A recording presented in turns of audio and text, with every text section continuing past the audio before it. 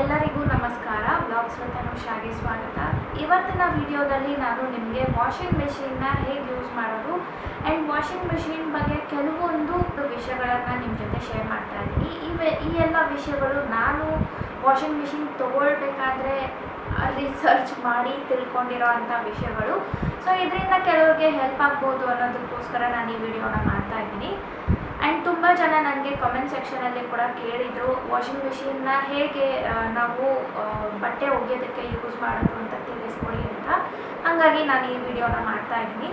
ಈ ವಿಡಿಯೋನಲ್ಲಿ ನಾನು ಶೇರ್ ಮಾಡೋವಂಥ ಕೆಲವು ವಿಷಯಗಳು ಕೆಲವ್ರಿಗೆ ಆಲ್ರೆಡಿ ಗೊತ್ತಿರುತ್ತೆ, ಬಟ್ ನಾನು ಯಾರಿಗೆ ಗೊತ್ತಿಲ್ವೋ ಅವ್ರಿಗೆ ತಿಳಿಸ್ಬೇಕು ಅನ್ನೋದಕ್ಕೋಸ್ಕರ ಈ ವಿಡಿಯೋನ ಮಾಡ್ತಾ ಇದ್ದೀನಿ.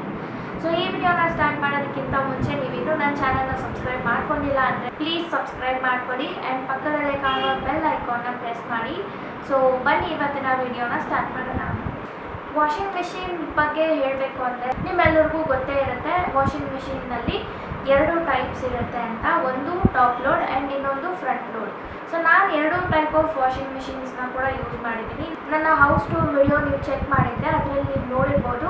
ನಂದು ಒಂದು ಟಾಪ್ ಲೋಡ್ ವಾಷಿಂಗ್ ಮೆಷಿನ್ ಕೂಡ ನಾನು ಯೂಸ್ ಮಾಡ್ತಾ ಇಲ್ಲ ಹೆಚ್ಚಾಗಿ, ಅದನ್ನು ಒಂದು ರೂಮಲ್ಲಿ ಇಟ್ಟಿದ್ದೀನಿ. ಯೂಸ್ ಮಾಡ್ತಾ ಇರೋದನ್ನು ಮಾತ್ರ ಯುಟಿಲಿಟಿ ಏರಿಯಾನಲ್ಲಿ ಇಟ್ಕೊಂಡಿದ್ದೀನಿ. ಸೊ ಅದನ್ನು ನೀವು ನೋಡಿರ್ಬೋದು ನನ್ನ ಹೌಸ್ ಟೂರ್ ವಿಡಿಯೋನಲ್ಲಿ. ಟಾಪ್ ಲೋಡ್ ಬಂದು ತುಂಬ ಹಳೆ ವಾಷಿಂಗ್ ಮೆಷಿನ್, ಆಲ್ಮೋಸ್ಟ್ ಒಂದು 20 ಇಯರ್ಸೇ ಆಗಿದೆಯೋ ಅದು ತೊಗೊಂಡು ನಾವು. ಅದು ಐ ಥಿಂಕ್ ಓನಿಡಾ ಕಂಪನಿದು ಚೆನ್ನಾಗಿದೆ, ಅದು ಕೂಡ ಚೆನ್ನಾಗಿ ವರ್ಕ್ ಮಾಡ್ತಾಯಿತ್ತು. ಈಗ ಸ್ವಲ್ಪ ಇದು ಆಬ್ವಿಯಸ್ಲಿ 20 ಇಯರ್ಸ್ ಅಂದರೆ ಕಮ್ಮಿ ಅಲ್ಲ ಅಲ್ವಾ, ಸರ್ವಿಸ್ ಮಾಡಿ ಯೂಸ್ ಮಾಡಿ ಸ್ವಲ್ಪ ಹಾಳಾಗ್ತಾಯಿತ್ತು. ಅದಕ್ಕೋಸ್ಕರ ಅಂತ ನಾವು ಚೇಂಜ್ ಮಾಡಿದ್ವಿ. ಚೇಂಜ್ ಮಾಡಬೇಕು ಅಂದಾಗ ನಾನು ಯೋಚನೆ ಮಾಡಿದೆ ಯಾವ್ದು ತೊಗೊಂಡ್ರೆ ಚೆನ್ನಾಗಿರುತ್ತೆ, ಏನು ಡಿಫ್ರೆನ್ಸ್ ಇರುತ್ತೆ ಟಾಪ್ ಲೋಡ್ಗೆ ಮತ್ತು ಫ್ರಂಟ್ ಲೋಡ್ಗೆ ಅನ್ನೋದನ್ನೆಲ್ಲ ಚೆನ್ನಾಗಿ ರಿಸರ್ಚ್ ಮಾಡಿದೆ. ಸೊ ರಿಸರ್ಚ್ ಮಾಡಿದಾಗ ನನಗೇನೇನು ವಿಷಯ ತಿಳಿದು ಬಂತೋ ಅದನ್ನು ನಾನು ನಿಮ್ಮ ಜೊತೆ ಇವಾಗ ಶೇರ್ ಮಾಡ್ಕೊಳ್ತೀನಿ. ಸೊ ಮೇಯ್ನಾಗಿ ನಿಮಗೆ ವಾಷಿಂಗ್ ಮಿಷಿನಲ್ಲಿ 2 ಟೈಪ್ಸ್ ಇದೆ ಅಂತ ಗೊತ್ತು. ವಾಷಿಂಗ್ ಮಿಷಿನ್ ರನ್ ಆಗೋದ್ರಲ್ಲೂ ಕೂಡ 2 ಟೈಪ್ಸ್ ಇದೆ. ಒಂದು ಸೆಮಿ ಆಟೋಮ್ಯಾಟಿಕ್ ಅಂತ, ಇನ್ನೊಂದು ಫುಲ್ಲಿ ಆಟೋಮ್ಯಾಟಿಕ್ ಅಂತ. ಸೆಮಿ ಆಟೋಮ್ಯಾಟಿಕ್ ಅಂದಾಗ ಏನಿರುತ್ತೆ ಅದು ನಾರ್ಮಲಿ ಟಾಪ್ ಲೋಡೇ ಬರೋದು. ಸೊ ಸೆಮಿ ಆಟೋಮ್ಯಾಟಿಕ್ ಅಂದಾಗ ಏನಿರುತ್ತೆ, ವಾಷರ್ ಸಪ್ರೇಟ್ ಇರುತ್ತೆ ಮತ್ತು ಡ್ರೈಯರ್ ಸಪ್ರೇಟ್ ಇರುತ್ತೆ. ವಾಶ್ ಆಗಿದ ತಕ್ಷಣ ನಾವು ಅದನ್ನು ಹಿಂಡ್ಬಿಟ್ಟು ಈ ಕಡೆ ಸ್ಪಿನ್ ಅಥವಾ ಡ್ರೈಯರ್ನಲ್ಲಿ ಹಾಕ್ಬಿಟ್ಟು ಮತ್ತೆ ರನ್ ಮಾಡಬೇಕಾಗುತ್ತೆ ವಾಷಿಂಗ್ ಮಿಷಿನ್ನ. ಡ್ರೈಯರ್ಗೆ ಹಾಕಿದ ತಕ್ಷಣ ನಾವು ಹಾಕಿರೋ ಬಟ್ಟೆಗಳು ಡ್ರೈ ಆಗುತ್ತೆ. ಸೊ ಇದು ಈ ಥರ ಇತ್ತು. ಫುಲ್ಲಿ ಆಟೋಮ್ಯಾಟಿಕ್ ಅಂದರೆ ಏನಪ್ಪ ಅಂದರೆ ನಾವು ಈ ತೆಗೆದು ಹಾಕೋ ಕೆಲಸ ಇರಲ್ಲ. ಈವನ್ ಟಾಪ್ ಲೋಡಲ್ಲಿ ಕೂಡ ಫುಲ್ಲಿ ಆಟೋಮ್ಯಾಟಿಕ್ ಇದೆ ಆ್ಯಂಡ್ ಫ್ರಂಟ್ ಲೋಡಲ್ಲಿ ಕೂಡ ಫುಲ್ಲಿ ಆಟೋಮ್ಯಾಟಿಕ್ ಇರುತ್ತೆ. ಫುಲ್ಲಿ ಆಟೋಮ್ಯಾಟಿಕಲ್ಲಿ ಏನಾಗುತ್ತೆ ಅಂದರೆ ನಾವು ಬಟ್ಟೆ ವಾಶ್ ಮಾಡೋದಕ್ಕೆ ಹಾಕಿರ್ತೀವಲ್ವ, ವಾಶ್ ಆಗಿ ನೀರಿರುತ್ತಲ್ವ, ವಾಶ್ ಆಗಿದ್ದು ನೀರು ಇರುತ್ತಲ್ವ ಅದೆಲ್ಲ ಡ್ರೈನ್ ಔಟ್ ಆಗಿ ಅದೇ ಆಟೋಮ್ಯಾಟಿಕ್ಕಾಗಿ ಸ್ಪಿನ್ ಆಗೋದಕ್ಕೆ ಸ್ಟಾರ್ಟ್ ಆಗುತ್ತೆ. ಸ್ಪಿನ್ ಆದಾಗ ಆಬ್ವಿಯಸ್ಲಿ ಡ್ರೈ ಆಗುತ್ತೆ. ಸೊ ಈ ಥರ ಪ್ರಾಸೆಸ್ ಇರುತ್ತೆ. ಫುಲ್ಲಿ ಆಟೋಮ್ಯಾಟಿಕಲ್ಲಿ ನಮಗೆ ಇದೊಂದು ಅಡ್ವಾಂಟೇಜ್. ಸೆಮಿ ಆಟೋಮ್ಯಾಟಿಕಲ್ಲಿ ನಮಗೆ ತೆಗೆದು ಹಾಕುವಂಥ ಕೆಲಸ ಇರುತ್ತೆ ಅಷ್ಟೇ. ಸೊ ಇದಿಷ್ಟು ಡಿಫ್ರೆನ್ಸಸ್ ನಿಮ್ಗೆ ಗೊತ್ತಾಗಿರುತ್ತೆ. ಈಗ top load and front load ಬಗ್ಗೆ ಮಾತಾಡೋಣ. ಈಗ ಟಾಪ್ ಲೋಡ್ಗೆ ಮತ್ತು ಫ್ರಂಟ್ ಲೋಡ್ಗೆ ಇರುವಂಥ ಡಿಫ್ರೆನ್ಸಸ್ ಏನು ಅಂತ ನಾನು ನಿಮಗೆ ತಿಳಿಸ್ಕೊಡ್ತೀನಿ. ಟಾಪ್ ಲೋಡ್ ಮತ್ತು ಫ್ರಂಟ್ ಲೋಡ್ಗೆ ಇರೋ ಫಸ್ಟ್ ಡಿಫ್ರೆನ್ಸ್ ಏನಪ್ಪ ಅಂದರೆ ಟಾಪ್ ಲೋಡು ಸ್ವಲ್ಪ ಕಡಿಮೆ ರೇಟಿಗೆ ಸಿಗುತ್ತೆ, ಫ್ರಂಟ್ ಲೋಡು ಸ್ವಲ್ಪ ಕಾಸ್ಟ್ಲಿ ರೇಟಿಗೆ ಸಿಗುತ್ತೆ. ಅಂದರೆ ಈಗ ವಾಷಿಂಗ್ ಮೆಷಿನ್ಸ್ ತೊಗೊಳ್ಬೇಕಂದ್ರೆ ಕ್ವಾಂಟಿಟಿ ವೈಸ್ ತೊಗೊಳ್ಬೇಕಾಗುತ್ತೆ. ಅಂದರೆ ನಿಮ್ಮ ಮನೆಯಲ್ಲಿ ಎಷ್ಟು ಮೆಂಬರ್ಸ್ ಇದ್ದಾರೋ ಅದರ ಬೇಸಿಸ್ ಮೇಲೆ ನೀವು ತೊಗೊಂಡ್ರೆ ಬೆಟರ್. ನಮ್ಮ ಮನೇಲಿ ನಾವು 5 ಮೆಂಬರ್ಸ್ ಇದ್ದೀವಿ ಆ್ಯಂಡ್ ನಮ್ಮ ಮಾವ ಅವರು ಬೆಡ್ ರಿಡನ್ ಬೇರೆ. ಸೊ ಹಾಗಾಗಿ ಅವರ ಬೆಡ್ ಸ್ಪ್ರೆಡ್ಸ್ ಆಗಲಿ ಬೆಡ್ ಶೀಟ್ಸ್ ಆಗಲಿ ಈ ಥರ ನಾವು ರೆಗ್ಯುಲರ್ ಆಗಿ ಚೇಂಜ್ ಮಾಡ್ತಾ ಇರ್ತೀವಿ. ಅದೆಲ್ಲನೂ ಸ್ವಲ್ಪ ಕ್ವಾಂಟಿಟಿ ಜಾಸ್ತಿ ಇರೋದ್ರಿಂದ ನಾವು ವಾಷಿಂಗ್ ಮೆಷಿನ್ನ ಕೂಡ ಸ್ವಲ್ಪ ಹೈಯರ್ ಕ್ವಾಂಟಿಟಿ ಇರೋವಂಥದ್ದನ್ನು ತೊಗೊಂಡಿದ್ದೀವಿ. ಸೊ ನಮ್ಮ ವಾಷಿಂಗ್ ಮೆಷಿನ್ ಫ್ರಂಟ್ ಲೋಡ್ ಬಂದು 7 kgs. ಸೊ ಈ ಥರ ನಾವು ನಿಮ್ಮ ರಿಕ್ವೈರ್ಮೆಂಟ್ ಬೇಸಿಸ್ ಮೇಲೆ ನೀವು ತೊಗೊಂಡ್ರೆ ಬೆಟರ್ ಅಂತ ನಾನು ಹೇಳ್ತೀನಿ. ಆ್ಯಂಡ್ ಅದರ ಬೇಸಿಸ್ ಮೇಲೆ ಪ್ರೈಸನ್ನು ಕೂಡ ಅವ್ರು ಫಿಕ್ಸ್ ಮಾಡಿರ್ತಾರೆ. 7 kgಗೆ ನಾವು ಫ್ರಂಟ್ ಲೋಡ್ ಪೇ ಮಾಡಿದ್ದು 35,000, ಬಟ್ ಆ ಟಾಪ್ ಲೋಡು ಸ್ವಲ್ಪ ಕಡಿಮೆ ಇರುತ್ತೆ, ಒಂದು 18,000 ಈ ರೇಂಜಲ್ಲಿ ಇರುತ್ತೆ. ನನಗೆ ಎಕ್ಸಾಕ್ಟಾಗಿ ಗೊತ್ತಿಲ್ಲ, ಬಟ್ ಈ ರೇಂಜಲ್ಲಂತೂ ಇರುತ್ತೆ. 15,000 to 20,000 ಈ ರೇಂಜಲ್ಲಂತೂ ಇರುತ್ತೆ. ಸೊ ಇಷ್ಟು ಡಿಫ್ರೆನ್ಸಸ್ ಇರುತ್ತೆ. ಸೆಕೆಂಡ್ ಡಿಫ್ರೆನ್ಸ್ ಏನಪ್ಪ ಅಂದರೆ ಟಾಪ್ ಲೋಡ್ನಲ್ಲಿ ಆಪ್ಷನ್ಸ್ ಕಮ್ಮಿ ಕೊಟ್ಟಿರ್ತಾರೆ. ಫ್ರಂಟ್ ಲೋಡ್ನಲ್ಲಿ ಆಪ್ಷನ್ಸ್ ಜಾಸ್ತಿ ಕೊಟ್ಟಿರ್ತಾರೆ. ಸೊ ನಾನು ಎಕ್ಸ್ಪ್ಲನೇಷನ್ ಎಲ್ಲ ಆದಮೇಲೆ ನಾನು ನಮ್ಮ ವಾಷಿಂಗ್ ಮಿಷಿನ್ನಲ್ಲಿ ಕೊಟ್ಟಿರೋಂಥ ಫೀಚರ್ಸ್ ಆಗಲಿ ಆಪ್ಷನ್ಸ್ ಆಗಲಿ ಅದನ್ನು ಕೂಡ ಎಕ್ಸ್ಪ್ಲೈನ್ ಮಾಡಿದ್ದೀನಿ. ಅದನ್ನು ನೀವು ನೋಡಿದಾಗ ನಿಮಗೆ ಗೊತ್ತಾಗುತ್ತೆ ಎಷ್ಟು ಆಪ್ಷನ್ಸ್ ಕೊಟ್ಟಿದ್ದಾರೆ, ಯಾವ್ಯಾವ ಥರ ಬಟ್ಟೆಗಳನ್ನು ಒಗೆಯೋದಕ್ಕೆ ಯಾವ್ಯಾವ ಆಪ್ಷನ್ನ ಚೂಸ್ ಮಾಡ್ಕೊಳ್ಬೇಕು ಅನ್ನೋದನ್ನು ನಾನು ಡೀಟೇಲಾಗಿ ಎಕ್ಸ್ಪ್ಲೈನ್ ಮಾಡಿದ್ದೀನಿ. ಅಲ್ಲಿ ನೋಡಿದ್ರೆ ನಿಮಗೆ ಒಂದು ಐಡಿಯಾ ಬರುತ್ತೆ. ಸೊ ಬಟ್ ಟಾಪ್ ಲೋಡ್ನಲ್ಲಿ ಕೂಡ ಈಗ ಬರ್ತಾ ಇರೋ ಹೊಸ ಮಾಡೆಲ್ಸ್ ಟಾಪ್ ಲೋಡ್ ವಾಷಿಂಗ್ ಮಿಷಿನ್ಸ್ನಲ್ಲಿ ಕೂಡ ಹೊಸ ಆಪ್ಷನ್ಸ್ ಎಲ್ಲ ಕೊಟ್ಟಿರ್ತಾರೆ. ಬಟ್ ಇಷ್ಟೊಂದು ಆಪ್ಷನ್ಸ್ ಅದರಲ್ಲಿ ಕೊಟ್ಟಿರಲ್ಲ. ಅಂದರೆ ಫ್ರಂಟ್ ಲೋಡಲ್ಲಿ ಕೊಟ್ಟಿರೋ ಅಷ್ಟು ಆಪ್ಷನ್ಸು ಟಾಪ್ ಲೋಡ್ನಲ್ಲಿ ಕೊಟ್ಟಿರಲ್ಲ. ಸೊ ಇದು ಒಂದು ಡಿಫ್ರೆನ್ಸು.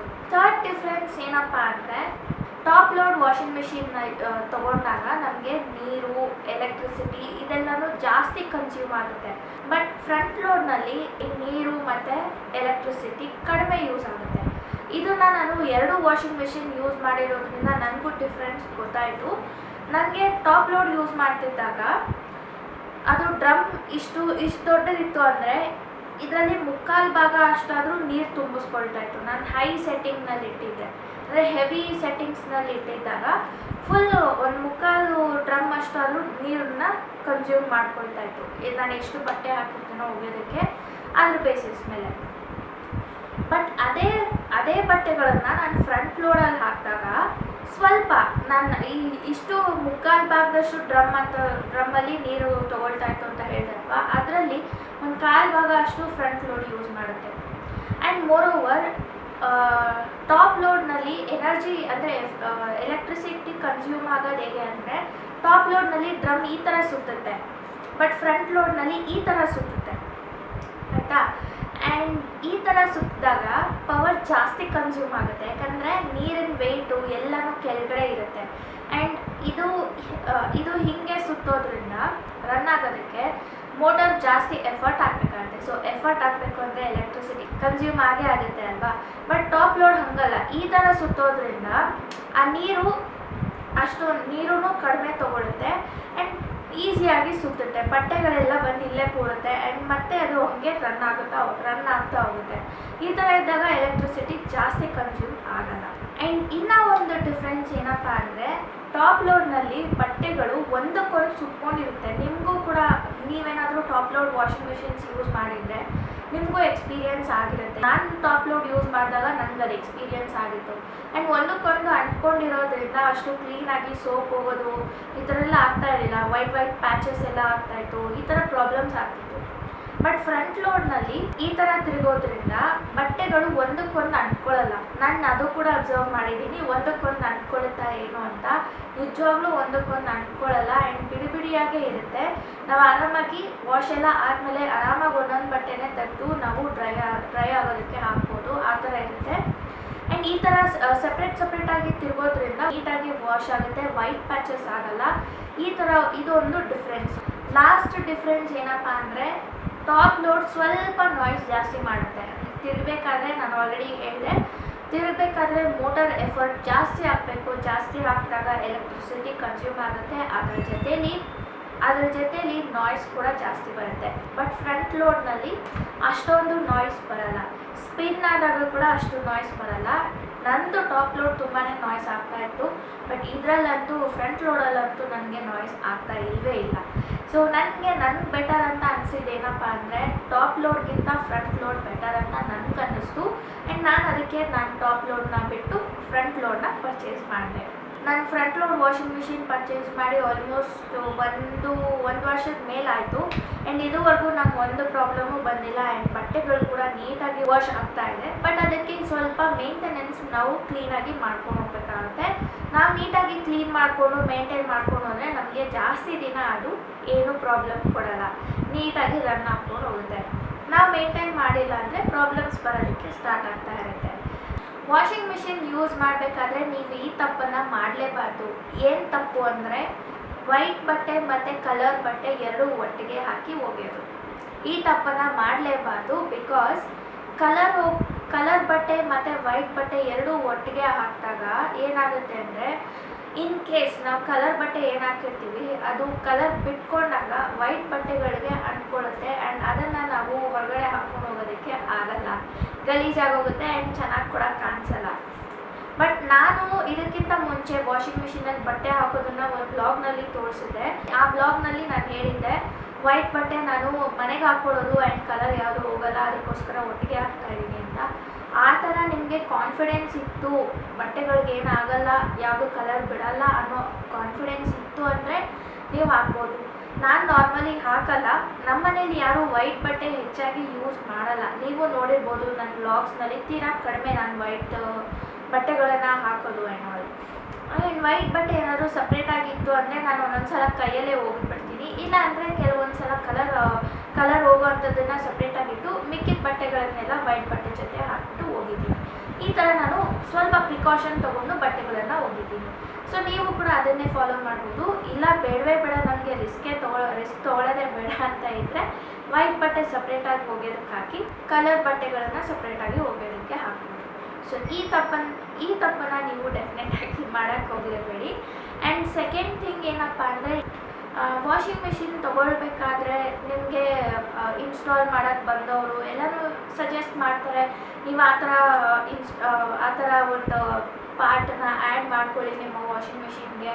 ಇವಾಗ ನಿಮ್ಮ ವಾಷಿಂಗ್ ಮಿಷಿನ್ ಚೆನ್ನಾಗಿ ರನ್ ಆಗುತ್ತೆ ಆ್ಯಂಡ್ ಜಾಸ್ತಿ ದಿನ ಕೆಡಲ್ಲ, ನಿಮಗೆ ಚೆನ್ನಾಗಿ ಬಟ್ಟೆ ವಾಶ್ ಆಗುತ್ತೆ, ಆ ಥರ ಎಲ್ಲ ಹೇಳ್ತಾರೆ. ನಿಮಗೆ ಸರಿ ಅನಿಸಿದ್ರೆ ನೀವು ಅದನ್ನು ಹಾಕಿಸ್ಕೊಳ್ಳಿ, ಇಲ್ಲಾಂದರೆ ಬೇಡ. ನಮಗೆ ಬರೋದು ಬೋರ್ವೆಲ್ ವಾಟರ್.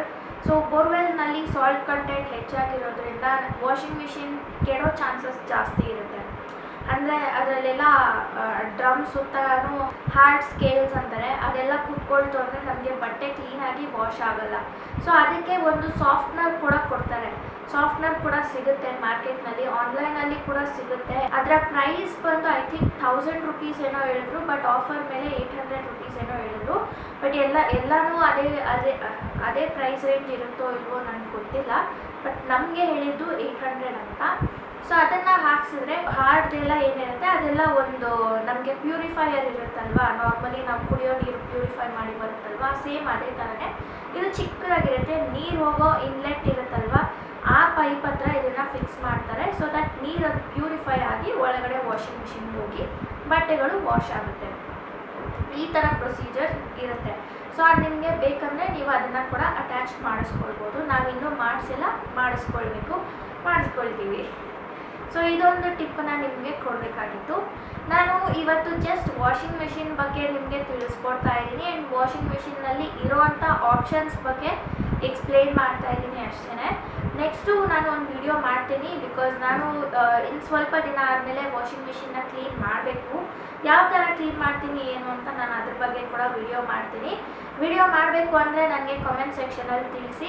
ಸೊ ದಟ್ ನಿಮಗೆ ಬೇಕಂದರೆ ನಾನು ಆ ವಿಡಿಯೋ ಮಾಡ್ತೀನಿ, ಇಲ್ಲ ಅಂದರೆ ನಾನು ಮಾಡಲ್ಲ. ಇದಿಷ್ಟೂ ಡಿಫ್ರೆನ್ಸ್ ಇದೆ ವಾಷಿಂಗ್ ಮಿಷಿನ್ನಲ್ಲಿ, ಟಾಪ್ ಲೋಡ್ ಮತ್ತು ಫ್ರಂಟ್ ಲೋಡ್ನಲ್ಲಿ. ಸೊ ನಿಮಗೆ ಒಂದು ಐಡಿಯಾ ಬಂದಿರುತ್ತೆ ಅಂದ್ಕೊಳ್ತೀನಿ ಯಾವ್ದು ತೊಗೊಂಡ್ರೆ ಬೆಟರ್ ಅಂತ. ಈಗ ನಾನು ನನ್ನ ವಾಷಿಂಗ್ ಮಿಷಿನ್ನಲ್ಲಿ ಏನೇನು ಆಪ್ಷನ್ಸ್ ಇದೆ ಅನ್ನೋದನ್ನು ಎಕ್ಸ್ಪ್ಲೇನ್ ಮಾಡಿರೋ ವಿಡಿಯೋ ಹಾಕಿರ್ತೀನಿ, ಅದನ್ನು ನೀವು ನೋಡಿಕೊಂಡು ಬನ್ನಿ. ಸೊ ನೀವು ನೋಡ್ಬೋದು ನಂದು 7 kgದು LG ವಾಷಿಂಗ್ ಮಿಷಿನ್. ಈಗ ಹೊಸ ಟೆಕ್ನಾಲಜಿ ಯೂಸ್ ಮಾಡಿಕೊಂಡು ಇಲ್ಲಿ ಟಚ್ ಪ್ಯಾನಲ್ನ ಕೊಟ್ಟಿದ್ದಾರೆ. ಮುಂಚೆ ಅಂದರೆ ಬಟನ್ಸ್ ಇರ್ತಾಯಿತ್ತು, ಈಗ ಟಚ್ ಪ್ಯಾನಲ್ ಕೊಟ್ಟಿದ್ದಾರೆ. ಸೊ ಇದು ವಾಷಿಂಗ್ ಮಿಷಿನ್ನ ಓಪನ್ ಆ್ಯಂಡ್ ಕ್ಲೋಸ್ ಡೋರು. ಇವತ್ತು ನಾನು ನಿಮಗೆ ತೋರಿಸೋದಕ್ಕೆ ಅಂತ ನನ್ನ ಬಟ್ಟೆನ ಮಾತ್ರ ಹಾಕಿದ್ದೀನಿ. ಆ್ಯಂಡ್ ಈಗ ನಾನು ಬಟ್ಟೆ ಎಲ್ಲ ಫಿಲ್ ಮಾಡಿದ್ದೀನಿ ವಾಷಿಂಗ್ ಮಿಷಿನಲ್ಲಿ. ನಿಮಗೆ ಇಲ್ಲಿ ಸೆಟ್ಟಿಂಗ್ಸ್ನ ತೋರಿಸ್ತೀನಿ. ಇದು ಟಚ್ ಪ್ಯಾನಲ್ ಆಗಿರೋದ್ರಿಂದ ಇಲ್ಲಿ ಕೊಟ್ಟಿರ್ತಾರೆ ಪವರ್ ಬಟನ್ನು. ಅದನ್ನು ಆನ್ ಮಾಡಿದ ತಕ್ಷಣ ಇಲ್ಲಿ ಲೈಟೆಲ್ಲ ಆನ್ ಆಗಿದೆ ಆ್ಯಂಡ್ ಇಲ್ಲಿ ಬ್ಲಿಂಕ್ ಆಗ್ತಾ ಇರುತ್ತೆ. ಸೊ ನಾವು ಸೆಟ್ಟಿಂಗ್ಸ್ ಮಾಡಬೇಕಾಗುತ್ತೆ. ಇಲ್ಲಿ ಮೇಲೆ ಫಸ್ಟ್ ಆಪ್ಷನ್ ಬಂದು ಕಾಟನ್ ಅಂತ ಕೊಟ್ಟಿದ್ದಾರೆ. ಕಾಟನ್ ಅಂತ ಸೆಟ್ಟಿಂಗ್ಸ್ ಇಟ್ಟಾಗ ನಾವು ಬರೀ ಕಾಟನ್ ಬಟ್ಟೆಗಳನ್ನು ಹಾಕಿ ಒಗಿಬೇಕಾಗತ್ತೆ. ಈ ಥರ ರೋಲ್ ಮಾಡಿದ ತಕ್ಷಣ ಅದು ಕಾಟನ್ ಸೆಟ್ಟಿಂಗ್ಸಲ್ಲಿ ಸೆಟ್ ಆಗೋಯ್ತು. ನೆಕ್ಸ್ಟು ಇಲ್ಲಿ ಕಾಟನ್ ಲಾರ್ಜ್ ಅಂತ ಇದೆ. ಈ ಸೆಟ್ಟಿಂಗ್ನಲ್ಲಿ ನೀವು ದೊಡ್ಡ ದೊಡ್ಡ ಕಾಟನ್ ಸ್ಯಾರೀಸನ್ನು ಹಾಕಿ ಒಗಿಬೋದು. ನೆಕ್ಸ್ಟು ಮಿಕ್ಸ್ ಅಂತ ಇದೆ. ಇಲ್ಲಿ ಎಲ್ಲ ಬಟ್ಟೆಗಳನ್ನು ಮಿಕ್ಸ್ ಮಾಡಿ ಹಾಕ್ಬೋದು, ಅಂದರೆ ಶರ್ಟ್ಸು, ಪ್ಯಾಂಟ್ಸು ಎಲ್ಲ ಒಟ್ಟಿಗೆ ಹಾಕ್ಬೋದು. ನೆಕ್ಸ್ಟು ಈಸಿ ಕೇರ್ ಅಂತ ಇದೆ. ತುಂಬ ಕೇರ್ ತಗೊಂಡು ವಾಶ್ ಮಾಡುವಂಥ ಬಟ್ಟೆ, ಅಂದರೆ ಕೆಲವೊಂದು ವರ್ಕ್ ಎಲ್ಲ ಇರುತ್ತೆ ಅಲ್ವಾ ಸ್ಯಾರೀಸ್ನಲ್ಲಿ, ಎಂಬ್ರಾಯ್ಡ್ರಿ ವರ್ಕ್ ಈ ಥರ ಎಲ್ಲ, ಆ ಥರ ವರ್ಕ್ ಇರೋವಂಥ ಬಟ್ಟೆಗಳನ್ನು ಸ್ವಲ್ಪ ಸ್ಪೆಷಲ್ ಕೇರ್ ಇಟ್ಕೊಂಡು ನಾವು ವಾಶ್ ಮಾಡಬೇಕಾಗತ್ತೆ. ಅದಕ್ಕೆ ಈ ಸೆಟ್ಟಿಂಗ್ ಬೆಸ್ಟು. ನೆಕ್ಸ್ಟ್ ಸೆಟ್ಟಿಂಗ್ ಬಂದು ಡುವೆಟ್ ಅಂತ ಇದೆ. ಇದರಲ್ಲಿ ದೊಡ್ಡ ದೊಡ್ಡ ಬೆಡ್ಶೀಟ್ಸ್ ಆಗಲಿ, ಬೆಡ್ ಸ್ಪ್ರೆಡ್ಸ್ ಆಗಲಿ, ತುಂಬ ಲಾರ್ಜ್ ಅಥವಾ ತುಂಬ ಭಾರ ಇರೋವಂಥದ್ದನ್ನು ಒಗಿಬೇಕಂದ್ರೆ ಇದರಲ್ಲಿ ಹಾಕ್ಬೋದು. ಈವನ್ ಕರ್ಟನ್ಸ್ ಕೂಡ ಇದರಲ್ಲೇ ಈ ಸೆಟ್ಟಿಂಗಲ್ಲೇ ಇಟ್ಟು ಒಗಿಬೇಕಾಗತ್ತೆ. ನೆಕ್ಸ್ಟ್ ಸೆಟ್ಟಿಂಗ್ ಬಂದು ಸ್ಕಿನ್ ಕೇರ್ ಅಂತ. ಪೇಷಂಟ್ಸ್ಗೆ ಯೂಸ್ ಮಾಡೋವಂಥ ಬಟ್ಟೆನ ಇದರಲ್ಲಿ ಹಾಕ್ಬಿಟ್ಟು ನಾವು ವಾಶ್ ಮಾಡ್ಬೋದು. ನೆಕ್ಸ್ಟ್ ಸೆಟ್ಟಿಂಗ್ ಬಂದು ಬೇಬಿ ಕೇರ್. ಇದು ಕೂಡ ಅಷ್ಟೇ, ಮಕ್ಕಳಿಗೆ ಹಾಕುವಂಥ ಬಟ್ಟೆಗಳನ್ನು ಈ ಸೆಟ್ಟಿಂಗ್ನಲ್ಲಿ ಹಾಕ್ಬಿಟ್ಟು ಒಗಿಬೋದು. Next sports wear. ಈ ಸೆಟ್ಟಿಂಗ್ನಲ್ಲಿ ಟ್ರ್ಯಾಕ್ ಸೂಟ್ಸ್ ಆಗಲಿ ಅಥವಾ ಟ್ರ್ಯಾಕ್ ಪ್ಯಾಂಟ್ಸ್ ಈ ಥರದ್ದೆಲ್ಲ ಇರುತ್ತಲ್ವ, ಅದನ್ನೆಲ್ಲ ಈ ಸೆಟ್ಟಿಂಗ್ನಲ್ಲಿ ವಾಶ್ ಮಾಡ್ಬೋದು. Next delicate option. ಇದು ಕೂಡ ಅಷ್ಟೇ, ತುಂಬ ಡೆಲಿಕೇಟ್ ಇರೋವಂಥ ಬಟ್ಟೆಗಳು ಅದನ್ನು ಇದರಲ್ಲಿ ಹಾಕ್ಬಿಟ್ಟು ನಾವು ವಾಶ್ ಮಾಡ್ಕೊಳ್ಬೋದು. Next woollen setting. ಇದರಲ್ಲಿ ವುಲನ್ ಬಟ್ಟೆಗಳು ಅಥವಾ ಬೆಡ್ಶೀಟ್ಸ್, ವುಲನ್ ಬೆಡ್ಶೀಟ್ಸ್ ಬರುತ್ತಲ್ವ, ಅದನ್ನೆಲ್ಲ ಇದರಲ್ಲಿ ಹಾಕ್ಬಿಟ್ಟು ನಾವು ವಾಶ್ ಮಾಡ್ಕೊಳ್ಬೋದು. ಅದಾದಮೇಲೆ ಇಂಟೆನ್ಸಿವ್ 60. ಇದರಲ್ಲಿ ಏನು ಸ್ಪೆಷಾಲಿಟಿ ಏನಿಲ್ಲ, 60 ಮಿನಿಟ್ಸ್ವರೆಗೂ ಒಗೆಯೋ ಥರ ಇದು ಸೆಟ್ಟಿಂಗ್ ಮಾಡಿ ಕೊಟ್ಟಿದ್ದಾರೆ. ತುಂಬ ಕೊಳೆ ಆಗಿರೋವಂಥ ಬಟ್ಟೆ ಈ ಸೆಟ್ಟಿಂಗ್ನಲ್ಲಿ ಹಾಕ್ಬಿಟ್ಟು ನಾವು ವಾಶ್ ಮಾಡ್ಕೊಳ್ಬೋದು. ನೆಕ್ಸ್ಟು ಕ್ವಿಕ್ 30 ಅಂತ. ನಾನು ನಾರ್ಮಲಿ ಮನೆಗೆ ಹಾಕ್ಕೊಳ್ಳೋ ಬಟ್ಟೆಗಳನ್ನು ಈ ಸೆಟ್ಟಿಂಗ್ನಲ್ಲೇ ಹಾಕ್ಬಿಟ್ಟು ವಾಶ್ ಮಾಡ್ತೀನಿ. ಬಿಕಾಸ್ ತುಂಬ ಕೊಳೆ ಆಗಿರಲ್ಲ ಆ್ಯಂಡ್ ಅಷ್ಟೊತ್ತು ವಾಶ್ ಮಾಡೋ ನೆಸೆಸಿಟಿ ಕೂಡ ಇರಲ್ಲ. ಅದಕ್ಕೋಸ್ಕರ ಈ ಸೆಟ್ಟಿಂಗ್ನ ನಾನು ಪ್ರಿಫರ್ ಮಾಡ್ತೀನಿ. ಲಾಸ್ಟ್ ಆಪ್ಷನ್ ಬಂದು ರಿನ್ಸ್ ಆ್ಯಂಡ್ ಸ್ಪಿನ್. ಜಸ್ಟ್ ಜಾಲಿಸ್ಬಿಟ್ಟು ಡ್ರೈ ಮಾಡಬೇಕು ಅಂತ ಇತ್ತು ಅಂದರೆ ಈ ಆಪ್ಷನ್ ಸೆಟ್ ಮಾಡಿಬಿಟ್ಟು ನಾವು ಡ್ರೈ ಮಾಡ್ಕೊಳ್ಬೋದು ಬಟ್ಟೆಗಳನ್ನು. ಈಗ ನಾನು ತೋರಿಸಿದ ಅಷ್ಟು ಸೆಟ್ಟಿಂಗ್ಸ್ಗೂ ಒಂದೊಂದು ಟೈಮನ್ನು ಆಟೋಮ್ಯಾಟಿಕ್ಕಾಗಿ ಅವರು ಸೆಟ್ ಮಾಡಿಟ್ಟಿರ್ತಾರೆ. ಈಗ ನಾನು ತೋರಿಸ್ತಾ ಇದ್ದೀನಲ್ಲ ನೋಡಿ, ನಾನು ಚೇಂಜ್ ಮಾಡ್ತಿದ್ದಂಗೆ ಟೈಮಿಂಗ್ಸ್ ಕೂಡ ಚೇಂಜ್ ಆಗ್ತಾಯಿದೆ ಆ್ಯಂಡ್ ಟೆಂಪ್ರೇಚರ್ ಮತ್ತು ಸ್ಪಿನ್ದು ಸ್ಪೀಡ್ ಕೂಡ ಚೇಂಜ್ ಆಗ್ತಾಯಿದೆ. ಇಂಟೆನ್ಸಿವ್ 60 ಅಂದರೆ 1 ಅವರ್ ಬೇಕಾಗುತ್ತೆ ಆ್ಯಂಡ್ ಕ್ವಿಕ್ 30 ಅಂದಿದ ತಕ್ಷಣ 30 ಮಿನಿಟ್ಸ್ ಬಂದು ಸೆಟ್ ಆಗಿದೆ. ಆ್ಯಂಡ್ ಟೆಂಪ್ರೇಚರ್ ಕೂಡ ಈಗ ಡಿಫ್ರೆನ್ಸ್ ಇದೆ. ನಾನು ಸ್ವಲ್ಪ ಟೆಂಪ್ರೇಚರ್ನ ಚೇಂಜ್ ಮಾಡ್ತಾ ಇದ್ದೀನಿ. ಈಗ ಅಲ್ಲಿ 20 ಡಿಗ್ರೀಸ್ ಇತ್ತು, ಸೊ ನಾನು ಅದನ್ನು ಒಂದು 40 ಡಿಗ್ರೀಸಿಗೆ ಚೇಂಜ್ ಮಾಡ್ತಾ ಇದ್ದೀನಿ. ಈ ಆಪ್ಷನ್ಸ್ ಕಾಣಿಸ್ತಿದೆ ಅಲ್ವಾ, ಸೊ ಒಂದೊಂದು ಕಂಪ್ಲೀಟ್ ಆಗ್ತಿದ್ದಂಗೆ ಆ 3 ಆಪ್ಷನ್ಸಲ್ಲಿ ಮೈನಸ್ ಹಾಕ್ಕೊಂಡು ಬರುತ್ತೆ. ಅಂದರೆ ಸ್ಪಿನ್ ಆಗಿದ ತಕ್ಷಣ ಒಂದು ಕಡಿಮೆ ಆಗುತ್ತೆ, ಡ್ರೈ ಆಗಿದ ತಕ್ಷಣ ಒಂದು ಕಡಿಮೆ ಆಗುತ್ತೆ, ಈ ಥರ ಇರುತ್ತೆ. ಆ್ಯಂಡ್ ಈ ಥರ ಆಪ್ಷನ್ಸನ್ನು ಕೊಟ್ಟಿದ್ದಾರೆ. ಈಗ ತೋರಿಸ್ತಾ ಇರೋದು ಪಾಸ್ ಆ್ಯಂಡ್ ಸ್ಟಾರ್ಟ್ ಬಟನ್. ಅದನ್ನು ನಾವು ಯಾವಾಗ ಬೇಕಂದರೆ ಆವಾಗ ಸ್ಟಾಪ್ ಮಾಡಿ ಸ್ಟಾರ್ಟ್ ಮಾಡ್ಕೊಳ್ಬೋದು. ಈ ಸೈಡ್ ಈಗ ನಾನು ಇದು ಸೋಪ್ ಟ್ರೇನ ತೋರಿಸ್ಕೊಡ್ತಾ ಇದ್ದೀನಿ. ಅಲ್ಲಿ ಸೋಪ್ ಪೌಡರ್ ಹಾಕೋ ಆಪ್ಷನ್ ಕೊಟ್ಟಿದ್ದಾರೆ. ಇಲ್ಲಿ ಕಂಫರ್ಟ್ ಅಥವಾ ಸಾಫ್ಟ್ ಟಚ್ ಈ ಥರದ ಲಿಕ್ವಿಡ್ ಬರುತ್ತಲ್ವ, ಅದನ್ನು ಹಾಕೋ ಆಪ್ಷನ್ ಕೊಟ್ಟಿದ್ದಾರೆ. ಆ್ಯಂಡ್ ಈ ಸೈಡು ವ್ಯಾನಿಷ್ ಹಾಕೋ ಆಪ್ಷನ್ ಕೊಟ್ಟಿದ್ದಾರೆ.